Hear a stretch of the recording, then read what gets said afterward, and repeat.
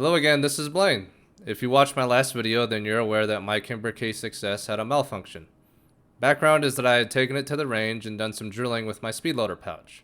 Speaking of, LeonardPouches.com. Come check out my new website. This is where I sell all of my products, and there's free shipping within the US. I'll see you there. I shot maybe a box and a half of 38, had a good time, packed up, and went home for the evening. I didn't notice till later when I was doing some dry firing, the cylinder was getting stuck. Now keep in mind that I've had this gun for the last 6 years, and that I do clean it regularly.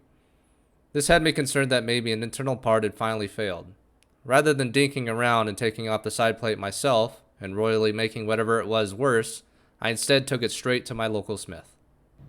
PSA: if you're not mechanically inclined and your firearm has an issue that isn't painfully obvious to what the solution is, don't go prying in there with that screwdriver and inadvertently turn it into a fancy new paperweight. Just take it to your smith. The worst they can do is laugh at you. I get it in front of him, and he thinks the timing might be off. For once, he seems genuinely excited to take something of mine apart. 1 week goes by. I get the call, come back into his shop, and hear the news.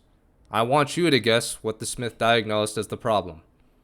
Go ahead, I'll give you 3 seconds. Okay, here we go. If you guessed anything but the internals needed to be deep cleaned, then you were wrong. If you guessed correctly, then you should count cards for a living because not even I saw that coming. He explained to me that the internals of this model of revolver have such tight tolerances that the years of gunk buildup interfered with its lockup. All he needed to do was take it apart, give it a deep clean, and now it's 120% back to normal. Here's the proof.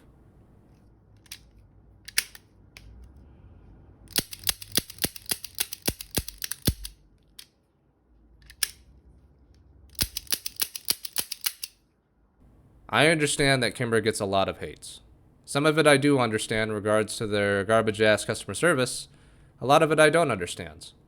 I personally have nothing negative to say about either my Ultra Carry 2 or my Mako R7. Both of these guns I've shot many boxes of some of the nastiest steel-cased ammo and have had zero issues. This is just me, in my opinion, as a Kimber shill. But I think my story is a testament of how well built the K6s actually is. After thousands of rounds and multiple years of carrying it, all it took was a disassembly and cleaning to get it running as good as new. But my story is anecdotal at best, so by all means disregard it. More for me. But I want to ask you, do you take off the side plate to clean the internals of your revolver on a regular basis? And does my anecdotal story change your opinion about the K6s in any way? Well, that's all I had. In the future, I'll be making a video comparing the K6s to my Smith & Wesson Model 49. I'll see you then.